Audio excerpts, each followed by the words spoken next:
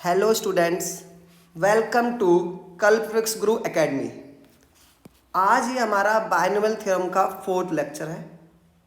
इस लेक्चर में हम बायनोमियल एक्सपेंशन की मिडिल टर्म फाइंड करना सीखेंगे। नेम से ही आपको पता चल रहा होगा कि मिडिल टर्म का मतलब क्या है, कि बायनोमियल एक्सपेंशन की जो मिड में टर्म आएगी वो कैसे फाइंड करते हैं। ठीक है, उसकी पोजीशन क्या होगी। x प्लस वाई की पावर n को देखकर हम कैसे बता सकते हैं कि उसकी पोजीशन क्या होगी। अगर इसका एक्सपेंशन करते हैं तो मिडिल टर्म की पोजीशन क्या होगी, ये फाइंड करना सीखेंगे हम। और टर्म निकालनी तो आपको आता ही है, 3rd लेक्चर में हमने जनरल टर्म के क्वेश्चन किए हैं, तो उससे तो हम फिर टर्म निकाल ही लेंगे। तो अभी तो हमें ये सीखना है कि मिडिल टर्म कौन सी पोजीशन पे आएगी। चलो देखो, अगर मैं आपसे बोलता हूँ कि मेरे पास T1, T2, T3, T4, T5 5 terms हैं। मैं अभी नंबर ऑफ टर्म्स ऑड लेके चल रहा हूँ और इसमें पूछता हूँ आपसे, बताओ मिडिल टर्म क्या होगी। तो आप बोलोगे कि सर 3rd होगी, 2 इधर से छोड़ दिए, 2 इधर से छोड़ दिए। लेकिन अगर मैं आपसे जनरली पूछना चाहूँ, यार जनरली ये तो 5 के लिए तुमने 3 बता दिया, 99 के लिए आप क्या बताओगे। आप कहोगे कि सर 99 के लिए कितने इधर छोड़ दें, कितने इधर छोड़ दें, कैसे पता चलेगा। तो उसके लिए कुछ जनरली सोचना पड़ेगा। तो पहले 5 के लिए 3 कैसे आ सकता है, पहले ये सोचा होगा आपने। आपको याद आ रहा होगा, आपने पढ़ा है मीडियन, ठीक है, 9th क्लास में पढ़ा होगा, 8th क्लास में पढ़ा होगा। तो ये नंबर ऑफ टर्म्स ऑड है। नंबर ऑफ टर्म्स क्या है, ऑड। नंबर ऑफ टर्म्स यानी टोटल जो टर्म्स है वो ऑड है। हम क्या करें, मिडिल नेम से ही पता चला होगा। मिडिल, मिडिल मतलब हाफ। मिडिल मीन्स आपके माइंड में अपने आप ही आता है, मिडिल मीन्स हाफ। यार बीच में जाके कहीं पर हाफ हाफ होता है, तो हम इसका हाफ करना है। तो 5 टर्म है, तो हम क्या कर रहे हैं, 5 + 1/2 कर देते हैं। ये टर्म मिडिल टर्म होगी, यानी 6/2, यानी 3rd टर्म मिडिल होगी। ठीक है, ऐसे कोई बोले आपसे कि 99 टर्म्स दे रखी हैं, उसकी मिडिल टर्म क्या होगी, तो जनरली हम सीख गए कि यार जितनी टोटल टर्म्स है हम उसमें क्या करें, +1 कर दें और डिवाइड बाय 2, 30th टर्म। तो ये 50th टर्म आपकी मिडिल टर्म होगी। क्या समझे। अगर नंबर ऑफ टर्म्स आपकी क्या है, ऑड्स हैं, तो क्या कर रहे हैं हम, बोलो क्या कर रहे हैं हम। टोटल टर्म्स में हम ये कर रहे हैं, टोटल नंबर ऑफ टर्म्स जितनी भी हैं, अगर ऑड हैं तो वो टोटल नंबर ऑफ टर्म्स जो कि ऑड है उसमें +1 कर रहे हैं और 2 से डिवाइड कर रहे हैं। तो ये वाली जो टर्म आ रही है ना, 30th टर्म, आपकी ये ही मिडिल टर्म है। ये तो कर रहे हैं हम। देखो 3 कैसे आया है, 5 था, +1 किया, डिवाइड बाय 2 6। 50th टर्म आपकी, अगर टोटल टर्म 99 है तो 50th टर्म मिडिल टर्म थी। अच्छा चलिए, इतना क्लियर हुआ कि टोटल नंबर ऑफ टर्म्स +1/2 करेंगे। अगर टोटल नंबर टर्म्स आपकी ऑड है तो मिडिल टर्म ऐसे निकालते हैं। ये पता है आपको, आपने 8th 9th में सीखा है, मैंने तो एक बार रिवाइज कर दिया, आपको ऑलरेडी पता था। अब देखो, अगर आपके पास, इधर ही लिख देता हूँ, जैसे मैं बोलता हूँ x + y⁴n है, इसका एक्सपेंशन करेंगे तो पहले तो ये बताओ कितनी टर्म्स इसमें आएंगी। बोलो, अगर पावर n है तो कितनी टर्म्स आएंगी। हाँ, n+1 टर्म्स आएंगी, n+1 टर्म्स आएंगी, n+1 टर्म्स आएंगी। ठीक है। अरे भाई नहीं पता, अगर पता है तो फिर से रिवाइज कर देता हूँ। x + y⁴ है तो कितनी टर्म्स आती हैं, x² + 2xy + y², 3 टर्म्स आती है ना। x + y पे क्यूब है तो कितनी टर्म्स आती हैं, a³ + 3a²b, पढ़ते थे ना, 3ab² ऐसे पढ़ते थे ना, +b³, तो 4 टर्म्स आ रही हैं। तो नंबर ऑफ टर्म्स 1 मोर होती है ना। कई बार बता चुका हूँ, कम से कम 50 टाइम्स बता चुका हूँ ये चीज़ में। आप अगर 3rd लेक्चर देखोगे, 2nd देखोगे तो क्लियर हो जाएगा आपको बिल्कुल। तो टोटल टर्म्स n+1 टर्म्स होंगी। अगर ये n+1 टर्म्स आपकी ऑड होती है, ठीक है, और ये n आपका फिर इवन होगा, अगर आपका ऊपर वाला n x प्लस आई पावर n है तो टोटल टर्म्स कितनी बन जाएंगी नंबर्स में? टोटल नंबर टर्म्स तो और हो जाएंगी। जैसे अगर यहाँ पे इवन 2 है तो टोटल टर्म्स 3 हो गई ना, यहाँ पर 4 है तो टर्म्स 5 हो गई ना। तो आप क्या करोगे? तो मिडिल टर्म क्या होगी? तो मिडिल टर्म ऐसी तो होगी, अगर ऑड हो गया तो अभी सिखाया था मिडिल टर्म। टोटल टर्म्स कितनी हो गई? टोटल नंबर ऑफ टर्म्स जितनी हो गई इतनी हो गई, प्लस 1/2 टर्म है ना। तो कितना हो जाएगा? n plus 2/2 term. तो क्या आ गई? n/2 प्लस 1 हो जाएगा ना 2/2। ये मिडिल टर्म होगी। अब आपको याद कैसे करना है? मैं इसे कम से कम 3-4 टाइम्स बोलूँगा, आप भी मेरे पीछे बोलना। अगर यहाँ पर n इवन है, पावर इवन है, तो मिडिल टर्म क्या होती है? जो भी n है n/2 प्लस 1th टर्म। ठीक है, मिडिल टर्म क्या होती है? फिर से बोलता हूँ, अगर ये पावर इवन है तो n/2 करेंगे प्लस क्यों करेंगे, पूरा मैंने लॉजिक समझा दिया आपको, ये पूरा बता रखा है कि अगर टोटल नंबर टर्म्स ऑड होती हैं तो प्लस 1/2 करके तो मिडिल टर्म निकलती है। जैसे 5 है तो 3 कैसे आया है? आपने 5 में प्लस 1 किया, थर्ड टर्म आया। तो ऐसे ही अगर total number of terms n+1 हो जाती हैं जो कि ऑड है तो मिडिल टर्म कैसे आएगी? n+1 plus 1/2। तो n+2/2 हो गया, n से डिवाइड करेंगे तो कितना हो जाएगा? n/2 plus 1। तो आपको ये प्लस 1 वाला फॉर्म याद रखना है। क्यों? इससे ईजी हो जाता है कि जो भी यहाँ पर n है उसका हाफ करो प्लस 1। यहाँ पर अगर 6 है तो कौन सी टर्म मिडिल टर्म होगी? 6 है तो बताओ, 6/2 प्लस 1 4 टर्म होगी। क्यों? क्योंकि 6 में टोटल टर्म 7 हो जाएंगी। समझ रहे हो? यहाँ पर कोई इवन है तो कौन सी टर्म होगी? n/2 plus 1।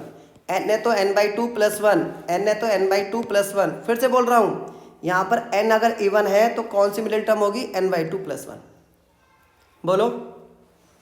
तो यही मैंने यहाँ पे लिखा हुआ है, इफ n इज इवन। ठीक है, so total number of terms कितनी होंगी? n+1 डेट इज ऑड, और एक ही मिडिल टर्म होगी, ये भी ध्यान रखना, ओनली 1 मिडिल टर्म होगी। ठीक है, और वो कैसे निकलेगी? ये रहा फॉर्मूला, n/2 प्लस 1। और कैसे ये ड्राइव हुआ है वो सब कुछ मैंने बता दिया आपको। ठीक है, बोलो। अब देखो एक क्वेश्चन कर लेता हूँ और क्लियर हो जाएगा आपको। हाँ देखो, ये जेईई मेंस में आया हुआ क्वेश्चन है। क्या क्वेश्चन है? देखो, आप देखोगे, देखो कभी भी अगर आप कोई भी टॉपिक कर रहे हो उसके कंसेप्ट को क्लियर कर लो, तो कहीं भी वो क्वेश्चन आया हो, इसमें मैंने एक एडवांस का क्वेश्चन भी डाला है, मेंस का भी डाला है, तो आपको क्लियर कंसेप्ट क्लियर है तो क्वेश्चन चाहे कैसा भी हो आप सॉल्व कर लोगे। ठीक है, चलो। तो मेन मेरा मोटिव हर लेक्चर में यही है कि आपको कंसेप्ट क्लियर करना। चलो, इस क्वेश्चन में क्या है? This sum of real values of x, x की जो जो वैल्यू आएंगी उनका सम करना है, जो भी रियल वैल्यू एक्स की आएंगी उनका सम करना है। कि मिडिल टर्म इसकी ये है। अब मुझे बताओ जल्दी से यार, पावर क्या है इसकी? इवन। पावर क्या है इसकी? इवन। अगर पावर इवन है तो मिडिल टर्म क्या होती है? मैंने 4-5 टाइम्स बताया था। अगर पावर इवन है तो मिडिल टर्म क्या होती है? n/2 प्लस 1th टर्म, बताया था ना। तो मिडिल टर्म क्या होती है? n/2 plus 1th term. तो मिडिल टर्म निकाल रहा हूं मैं डायरेक्ट। तो मिडिल टर्म क्या होगी? n/2। बोलो t, n/2 करेंगे तो n क्या है इसमें? 8। 8/2 क्या होता है? 4 प्लस 1th टर्म। ये मिडिल टर्म है इसकी, और इसकी वैल्यू दे रखी है क्या? 5670। अरे भाई ये मिडिल टर्म होगी, ये समझ में आया? यहाँ पे इवन है, देखो ना, ये तो मैं बता रहा हूँ बार बार, फिर से क्लियर कर लो। अगर आपका n इवन है तो मिडिल टर्म ये होती है। इसे बोल दो या इसे बोल दो। इसे बोलना इसलिए आसान है, कुछ जनरल टर्म में +1 का फॉर्म लगता है ना। अरे सिंपल, तो 5 टर्म है तो थर्ड टर्म तो मिडिल होगी। कैसे किया? 5 + 1/2 th टर्म। ऐसे ही अगर n है आपका, पावर इसकी n है, x + y की पावर n है, इसकी n है, तो कितनी टर्म होंगी? n+1। और n अगर आपका इवन है तो टोटल टर्म कितनी हो जाएंगी? Odd terms. तो ऑड टर्म के लिए फॉर्मूला बताया ना, n+1 + 1/2 टर्म। तो n+2 हो गया ना /2, तो n/2 + 1 ही बन गया ना। तो ये मिडिल टर्म है। तो बस अगर ये आपको याद है तो इस क्वेश्चन में कितना टाइम लगेगा, कुछ भी नहीं, कर दो। अब आपको सेकेंड लेक्चर में मैंने बताया है कोई भी टर्म कैसे निकालते हैं। बोलो, पावर क्या है 8, 8c4 करेंगे, और फर्स्ट क्या है s³ की पावर क्या करेंगे, इन दोनों का डिफरेंस 8 और 4 का 4, और सेकंड वाला क्या है 3/x⁻² क्या करेंगे 4 = 5670। इतना बताओ। यहाँ तक आपको कोई दिक्कत? मुझे तो लगता नहीं कोई दिक्कत होगी यहाँ तक। चलो 8c4 को कैसे लिख सकते हैं बताओ। 8c4 को अगर मुझे लिखना हो तो कैसे लिखूँगा, 8 × बोलो 7 × 6 × 5 हो गया 4 तक, फिर नीचे 4 × 3 × 2 × 1। s की पावर ऊपर कितना हो गया 12, नीचे 3 की पावर 4 कितना होता है 81, 3 की पावर 4 कितना होता है 81, s की पावर 4 5670। इतना बताओ। अब इससे आगे चलते हैं, कैंसिल कर लेते हैं। चलो कैंसिल करते हैं, 4 और 2 से तो 8 कैंसिल हो जाएगा, ठीक है। 3 से 6 2 पे कैंसिल हो जाएगा, तो आपका कितना हो गया ऊपर 81 से 81 कैंसिल हो जाएगा, तो ऊपर हो गया 10 7 70, 70 × x⁻², यहाँ पर 12 है x⁻², यहाँ पर 4 है, कितना बच गया x⁻8 5670। अभी तो x⁻8 कितना आ जाएगा 5670 अपॉन में 70, 0 से 0 कैंसिल हो जाएगा, x⁻8 आ गया 81। क्या इसको मैं ऐसे लिख सकता हूँ कितना, बोलो 81 होता है 3⁻4। तो x निकालने के लिए क्या करूँगा 3⁻4 पे पावर 1/8 हो जाएगी, लेकिन प्लस माइनस में, ठीक है ना, इवन पावर है। तो x क्या हो जाएगा प्लस माइनस में 3 की पावर 1/2 √3। तो x की दो वैल्यू आ गई, +3 और -3। तो उसने पूछा है sum of real values of x, sum of real values of x, उसने ये पूछा है।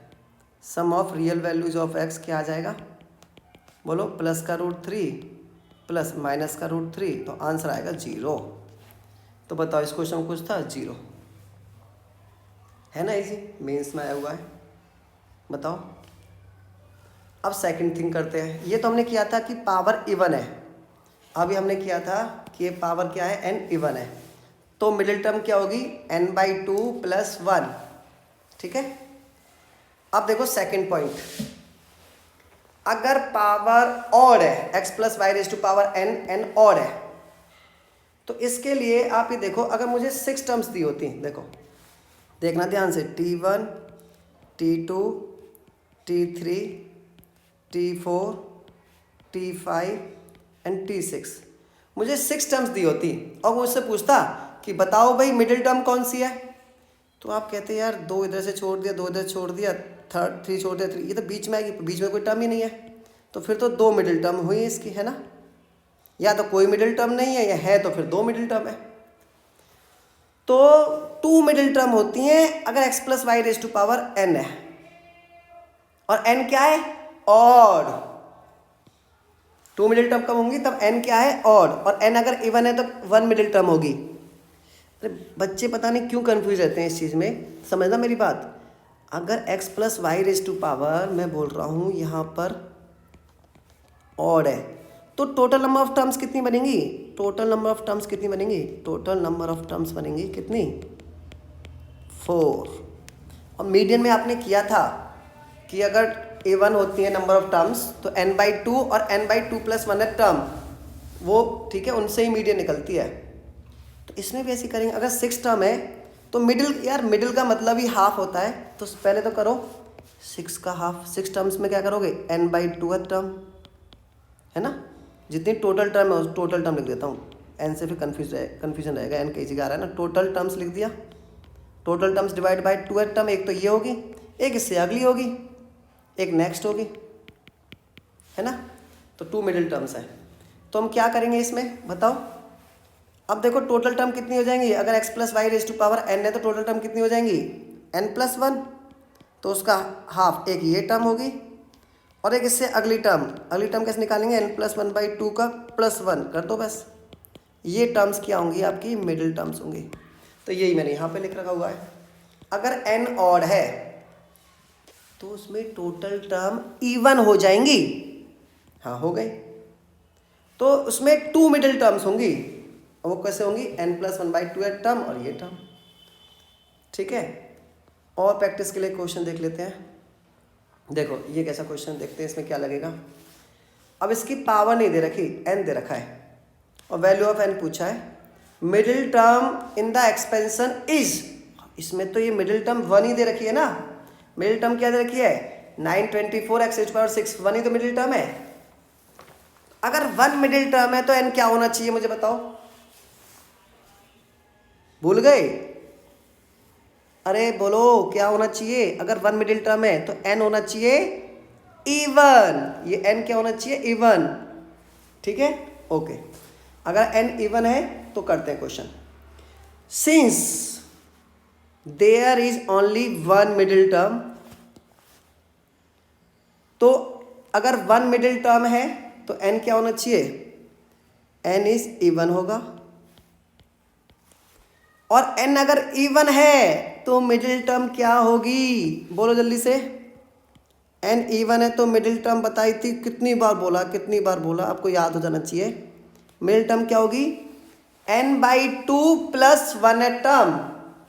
क्या होगी, n/2 + 1th टर्म, है ना। तो फॉर्मूला क्या होगा इसका, अपर इंडेक्स n है, n/c n/2। फर्स्ट वाला नंबर क्या है, x², यही तो लेंगे, x² की पावर n में से n/2 माइनस कर दो तो n/2 लिख दो डायरेक्ट। हाँ चलो, दूसरा वाला नंबर क्या है, 1/x, इसकी पावर क्या लगा दूँ, n/2। बोलो, ये दे रखी है आपको 924x⁶। चलिए करते हैं सॉल्व। कुछ नहीं है, बहुत ही ईजी है, n/2 हो गया। x की पावर देखना, 2 और n/2 के मल्टीप्लाई करेंगे, x की पावर n आ जाएगा। और ये क्या आ जाएगा, 1 में x की पावर n/2, 924x⁶।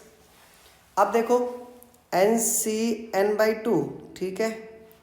x ऊपर तो पावर n है और नीचे हाफ है उसका n का। जैसे ऊपर 6 है नीचे 3 है तो 3 तो बचेगा, तो ऊपर हाफ ही तो बचेगा, n/2। और यहाँ पे क्या है, 924x⁶। अब देख लो, अब इसे कंपैरिजन कर लो, यहाँ भी x, यहाँ भी x, तो यहाँ n/2 है तो यहाँ 6 है, तो n/2 किसके इक्वल हो जाएगा, 6 के। n क्या आ जाएगा, 12। तो इसमें n है 12। और वेरीफाई करना है तो इसमें कर लो, n की जगह 12, c 6 आना चाहिए, 924 चेक कर लेना, यही आता है। बस हो गया क्वेश्चन। मिडिल टर्म में कुछ है, बहुत ही इजी टॉपिक है।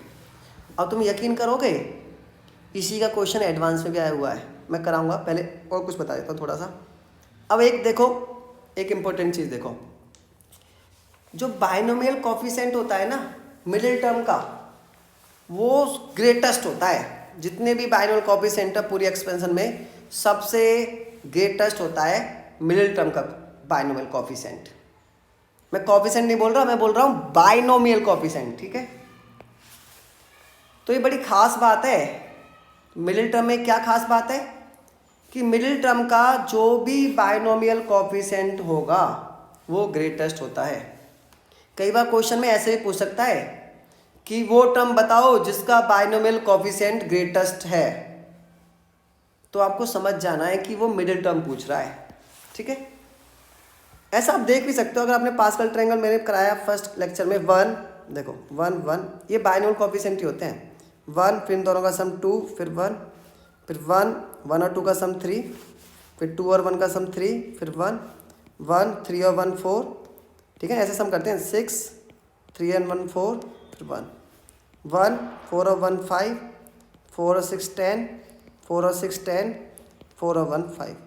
और करना चाहो कर लो, 1 5 और 1 6, 15 20 15 और 1, फर्स्ट और लास्ट 1 होता है।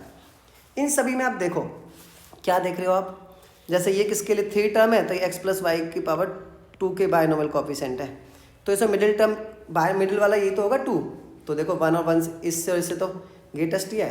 ये देखो 1 2 3 4 5, तो ये x प्लस वाई की रेज टू पावर 4 का कॉफिशेंट है, बाइनोमियल कॉफिशेंट्स। मैं बार बार कॉफिशेंट बोल देता हूँ, ये बाइनोमियल कॉफिशेंट है। तो इसमें 6 ग्रेटेस्ट है ना, देखो इसमें 20 ग्रेटेस्ट है ना, ये x plus y raise to power 6 का है। तो मिडिल वाला कॉफिशेंट बाइनोमियल कॉफिशेंट ग्रेटेस्ट होता है, ठीक है। चलो पहले ये बता देता हूँ, मैं बार बार बोल रहा हूँ कॉफिशेंट को बाइनोमियल, तो आपको ये समझो पहले बाइनोमियल कॉफिशेंट ग्रेटेस्ट होता है, तो ये भी पढ़ लो चलो कि बाइनोमियल कॉफिशेंट और टर्म क्या होती है। कोई पूछे आपसे बाइनोमियल कॉफिशेंट और टर्म, ये पता है आपको तीनों चीज़ें क्या क्या डिफरेंस है इनमें, तो आप सिंपली बता सकते हो। कैसे? जैसे मैंने ना एक यहाँ पे ax प्लस बी वाई की पावर n लिखा है, अब इसकी जनरल टर्म अगर लिखता हूँ मैं तो क्या होगा, NCR, फर्स्ट वाले की पावर ax की पावर n माइनस आर और सेकंड वाले की पावर r। इसे सॉल्व करो, NCR, ठीक है, a raise to power n minus r, x raise to power n minus r, b raise to power r, y raise to power r। अब constant है ना जो a raise to power n minus r, b raise to power r एक साथ लिख लिया और ये ऐसे लिख लिया, ठीक है। अब देखो इसमें जो NCR है, बोलो इसे क्या बोलेंगे, ये तो होता है बाइनोमियल कॉफिशेंट, ये तो है बाइनोमियल कॉफिशेंट। बाइनोमियल कॉफिशेंट क्या है, बाइनोमियल कॉफिशेंट NCR। और जो आपका ये है ना, ये पूरा कोई पूछे कॉफिशेंट तो आप बोलोगे NCR के साथ जो ये आ रहे हैं ना, a की power n minus r, b की पावर r, ये कॉफिशेंट किसके हैं, ऑफ दोनों के, n माइनस आर और b की पावर r के कॉफिशेंट है दोनों। तो कॉफिशेंट और बाइनोमियल कॉफिशेंट में ये पता होना चाहिए। और टर्म कोई पूछे टर्म, तो टर्म कोई पूछे टर्म कौन सी है, तो ये पूरी टर्म है NCR, a raise to power n minus r, b raise to power r, x raise to power n minus r, y raise to power, ये पूरी टर्म कहलाती है। तो जो NCR है वो बाइनोमियल कॉफिशेंट होता है और ये पूरा कॉफिशेंट है, ठीक है, किसका, इसका x की power n minus r, b की पावर y r का, ठीक है। अब अगर देखो x और y के कॉफिशेंट या 1 1 हो जाते तो a और b तो आता ही नहीं, तो बाइनोमियल कॉफिशेंट ही कॉफिशेंट बन जाता है। अगर ये a और b ना हो x और y में, तो जो बाइनोमियल कॉफिशेंट है वही कॉफिशेंट बन जाएगा ना, a और b तो होगा ही नहीं। हाँ बोलो सही है, बताओ। अगर ये सही है तो देखो ये भी करा दिया मैंने, ये देखो एडवांस में आया है क्वेश्चन 2013 में। और क्या क्वेश्चन है इसमें, वर्ड बोला है the coefficients of 3 consecutive terms are in ratio, ये है कोफिशिएंट्स बोला है। अब एक बात बताओ, यहाँ पर x का पहला वाले पार्ट का कोफिशिएंट भी 1 है, दूसरे वाले पार्ट का भी कोफिशिएंट 1 है ना, तो इसमें जो बाइनोमियल कोफिशिएंट होगा वही तो कोफिशिएंट है ना। इसमें a और b तो है नहीं, जैसे ऊपर a और b आ रहे थे, अरे इससे पहले जो a और b आ रहे थे, ये आ रहे थे ना, ये तो है ही नहीं इसमें, तो बाइनोमियल कोफिशिएंट ही इसमें कोफिशिएंट है, ठीक है। चलो तो अगर मुझे इस क्वेश्चन को करना है तो सबसे पहले सिंपल सा कि भाई जनरल टर्म क्या होगी इसकी, TR प्लस 1 निकाल लेता हूँ, है ना। जनरल टर्म क्या होगी बताना, 1 प्लस एक्स की पावर n प्लस 5 की, तो ऐसे निकालोगे n प्लस 5 और c नीचे क्या लिखोगे r ना, 1 की पावर तो कुछ भी लगा दो, एक बार लगा के देखा, वैसे लगाने की जरूरत नहीं है, आपको समझ में आ गया पूरी कहानी। 1 की पावर तो वही होती है n प्लस 5 माइनस r, पर लिख रहा हूँ वैसे ही s की पावर r। अब उसने कहा 3 कंसेक्यूटिव टर्म्स, तो पहली टर्म अगर मैं ये मानता हूँ तो अगली टर्म क्या आएगी, इसका बाइनोमियल कोफिशिएंट या कोफिशिएंट एक ही तो होगा, अरे इसका बाइनोमियल कोफिशिएंट यही तो है।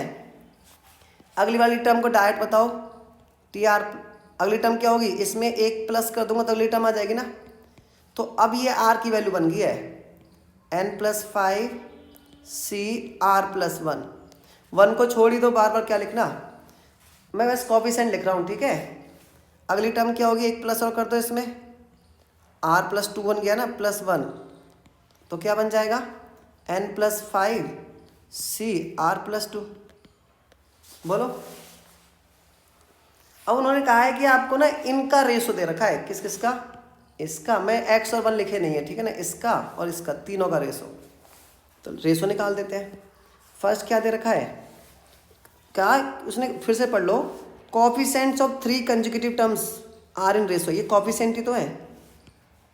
अब ये बाइनोमियल कोफिशिएंट क्यों बन गए कोफिशिएंट, क्योंकि एक्स और वाई में ये कोफिशिएंट 1 है तो इसलिए इसकी तो कोई वैल्यू नहीं रही, तो एक्स का यही कोफिशिएंट है, यही बाइनोमियल कोफिशिएंट है। चलो इनका रेशो निकालते हैं। तो पहले फर्स्ट और सेकंड का निकालते हैं। n+5 CR को डिवाइड करना है n+5 CR+1, ये दे रखा है आपको क्या, 5/10। अब आपको ओपन करना आता है ना, कैसे ओपन करेंगे बताओ। n+5 CR को NCR ओपन करना आता है, मैं कर देता हूँ, इधर कर देता हूँ आगे, n+5 का फैक्टोरियल, ठीक है, n+5 का फैक्टोरियल लिख देता हूँ साफ, थोड़ा ऊपर लिखता हूँ क्योंकि अपॉन का साइन, चलो इधर लिख देता हूँ, n+5 का फैक्टोरियल, n फैक्टोरियल और नीचे क्या आता है बोलो, n-r, n+5 में से r माइनस करेंगे तो क्या आएगा, n-r+5 आएगा ना। n और r को मैंने एक साथ लिखने की कोशिश की है बस। अरे NCR का फॉर्मूला आता है ना आपको, ये होता है ना NCR का formula, n factorial n-r factorial into r factorial, तो वही तो लिख रहा हूँ, ठीक है। n फैक्टोरियल ऊपर लिख दिया, n-r, और नीचे आता है फिर जो भी r फैक्टोरियल, और ये डिवाइड है तो इसे मल्टीप्लाई करूँगा, ठीक है, तो नीचे तो रहेगा, ये तो समझ में आता है ना, n+5 का फैक्टोरियल, n+5 का फैक्टोरियल, और जो नीचे अपॉन वाला वो ऊपर चला जाए, क्या आएगा, n-r तो आएगा, क्योंकि n+5 में से r+1 माइनस करेंगे ना, तो n-r आएगा, और 5 में से बन गया 4 फैक्टोरियल, इनटू में क्या आएगा, r+1 फैक्टोरियल, इजिकल टू क्या है, 5/10 यानी 1/2। अब एक बात समझना, कैंसिल कैसे करते हैं इसको समझो। अगर मैं ऊपर लिख रहा हूँ 5 फैक्टोरियल और नीचे लिख रहा हूँ 4 फैक्टोरियल, तो इसको ऐसे कैंसिल करते हैं, जो 5 फैक्टोरियल है ना वो ऐसे है, 5 × 4 फैक्टोरियल, हमेशा जो इन दोनों में गेटर होता है उसको ओपन करते हैं फिर कैंसिल कर देते हैं। तो कैंसिल करने का तरीका ये, छोटा वाला पूरा करता है और इसका फैक्टोरियल हट गया, तो इसमें देखो ये तो पूरा पूरा कैंसिल हो गया।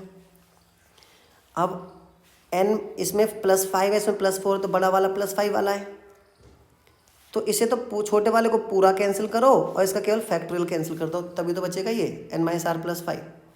देखो ना फिर से, अगर 6 फैक्टोरियल नीचे 5 फैक्टोरियल है, तो अब इसका बचेगा क्या, 6 ही तो बचेगा, है ना। तो इसे कैंसिल करने का तरीका ये, फैक्टोरियल इसका हटाओ, इसका केवल फैक्टोरियल हटाओ, इसका तो पूरा हटा दो, ठीक है। अब आ जाओ, अब क्या करेंगे, क्या बच गया, ऊपर क्या है r+1 और नीचे क्या है n-r+5 और r, अरे r+1 में भी तो कैंसिल कर लो, इसका फैक्टोरियल हटा दो, इसका पूरा, तो आपके पास बचा क्या, ऊपर तो बचा r+1 और नीचे क्या बचा n-r+5, ये तो बचा, इजिकल टू 1/2। बोलो बोलो बोलो, सही है। अब क्रॉस मल्टीप्लाई कर लो, 2r+2 is equal to n-r+5, r इधर आ जाएगा, 3r इजिकल टू क्या हो जाएगा, n+3 हो जाएगा। फर्स्ट इक्वेशन, फर्स्ट रेशो से फर्स्ट इक्वेशन आ गई। अब आ जाओ सेकंड इक्वेशन। सेकंड में किस किसका रेशो निकालना है, सेकंड और थर्ड का, तो इसका और इसका रेशो निकालना है, तो कर देते हैं, n+5 CR+1 अपॉन में n+5 CR+2 हो जाएगा ना, ये तो है। इसका रेशो क्या दे रखा है, 10:14, 10:14, बिल्कुल ऐसे ही करना। चलो करते हैं, n+5 फैक्टोरियल, नीचे क्या आएगा, n+5 में से r और 1 माइनस होंगे तो n-r तो आएगा, 5 में से 1 गया 4 फैक्टोरियल, और नीचे r+1 फैक्टोरियल और आएगा, इनटू में नीचे तो n+5 फैक्टोरियल आएगा, ठीक है, और जो इसके नीचे था वो ऊपर जाएगा, क्या आएगा n-r, 5 में से 2 गया 3 फैक्टोरियल, इजिकल टू 5/7। बोलो ठीक है, बोलो सही है। अब इसमें से भी कैंसिल कर दो, ये कैंसिल हो गया। और देखो यहाँ पर एक चीज़ और रह गई है, r+2 फैक्टोरियल रह गया ना यहाँ पे। यहाँ पर पहले देखो 4 है, इधर देखो, इधर देखो इसको, ये 4 है, ये 3 है, तो बड़ा वाला ये है, तो ये पूरा कैंसिल होगा, 1 का डिफरेंस है, ये पूरा कैंसिल होगा, इसका केवल फैक्टोरियल हटा दो। यहाँ r+2 है, r+1 फैक्टोरियल, r+1 फैक्टोरियल पूरा कैंसिल होगा, इसका फैक्टोरियल हटा दो। तो ऊपर क्या बचा बताना, ऊपर तो बचा r+2 और नीचे क्या बचा n - r+4 = 5/7। क्रॉस मल्टीप्लाई करना, 7r प्लस का 14 = 5n माइनस का 5r प्लस का 20, तो 12r = 5n प्लस का 6। Second equation. ये फर्स्ट और सेकंड को इधर सॉल्व कर दूँ, थोड़ा स्पेस की कमी है, इधर सॉल्व कर देता हूँ। सेकंड में 12r को 3 × 4 ऐसे लिख दो, 4 × 3r = 5n + 6 है। तो 3r की जगह पे मैं ये रख रहा हूँ आपकी वैल्यू n+3, तो मुझे n निकालना है ना, तो n में बदल ली मैंने पूरी इक्वेशन। तो कितना हो जाएगा, 4n प्लस का 12 = 5n प्लस का 6, तो 6 = n। लो जी, आपका आंसर आ गया। ये एडवांस का क्वेश्चन था। n = क्या आएगा, तो आपने इंटीजर टाइप था, 6 आएगा। बड़ा इजी था, कुछ नहीं था, बस थोड़ी सी कैलकुलेशन थी और कुछ नहीं है। अब तुम यकीन करोगे, देखो एक चीज़ दिखाता हूँ आपको। जेईई मेन 2020 में यही क्वेश्चन आया है, बस थोड़ा सा और एक्स्ट्रा। एडवांस में तो एक्स्ट्रा होता है, बल्कि मेंस में थोड़ा बढ़ा दिया, तो हम बोलेंगे मेंस का ये मॉडरेट लेवल हो गया। क्यों, आधा क्वेश्चन तो यही है। देखो, for the sum positive integer n the coefficients of 3 consecutive terms, 3 consecutive terms इसकी है ना, ठीक है, देन द लार्जेस्ट कोफिशिएंट। अब वर्ड आ गया, मैंने आपको बताया था, ये भी पूछ सकता है क्वेश्चन में कि ग्रेटेस्ट कोफिशिएंट वाली टर्म क्या होगी, ठीक है। तो ग्रेटेस्ट कोफिशिएंट, अब इसमें बायनोमियल नहीं बोला, क्यों नहीं बोला, क्योंकि इसका जो कोफिशिएंट है वही तो बायनोमियल कोफिशिएंट है। मिडिल टर्म का बायनोमियल कोफिशिएंट ग्रेटेस्ट होता है, इस वजह से एक्चुअल में जो पूछ रहा है ना largest coefficient in this expansion, तो अगर n आपका निकल आया है तो इस एक्सपेंशन की मिडिल टर्म पूछ रहा है। ये नहीं समझे बात को। सबसे पहले तो उसने कहा है कि यहाँ तक तो वही क्वेश्चन जो ऊपर समझाया मैंने पूरा, ये वही क्वेश्चन है। आगे इसने इतना कर दिया है कि लार्जेस्ट कोफिशिएंट क्या आएगा इस एक्सपेंशन में, तो लार्जेस्ट कोफिशिएंट वही तो होगा जो मिडिल टर्म का कोफिशिएंट होगा। तो मिडिल टर्म तो n तो हमने निकाल चुके हैं, n = 6 है, फ्रॉम प्रीवियस क्वेश्चन से कर चुके हैं हम, है ना। प्रीवियस क्वेश्चन में हम n निकाल चुके हैं ना, 6 है, n 6 है, तो इसकी क्या एक्सपेंशन, ये क्या बन गया, 1 + x⁻⁶ + 5 11 बन गया। अब मुझे बताओ, अगर ये ऑड है तो मिडिल टर्म कैसे निकालेंगे, ऑड है तो टोटल टर्म्स हो जाएंगी इवन, तो 2 मिडिल टर्म्स होंगी। मिडिल टर्म्स कितनी होंगी, 2। मिडिल टर्म्स कौन कौन सी होंगी, एक तो 11/2 है ना, एक तो 11 + 1 कैसे निकालेंगे, कितनी टर्म होंगी इसमें, 12 होंगी ना, 12/2 यानी 11 + 1/2, एक ये टर्म होगी और एक इससे अगले वाली होगी। ये कितनी आ गया, 6 हो गया ना, 12 + 2 6 टर्म होगी और एक 7th टर्म होगी, है ना। तो 6 टर्म का क्या फॉर्मूला होता है बताओ जल्दी से। 6 टर्म का फॉर्मूला होता है T5 + 1, है ना। 7 टर्म का फॉर्मूला क्या होता है, T6 + 1।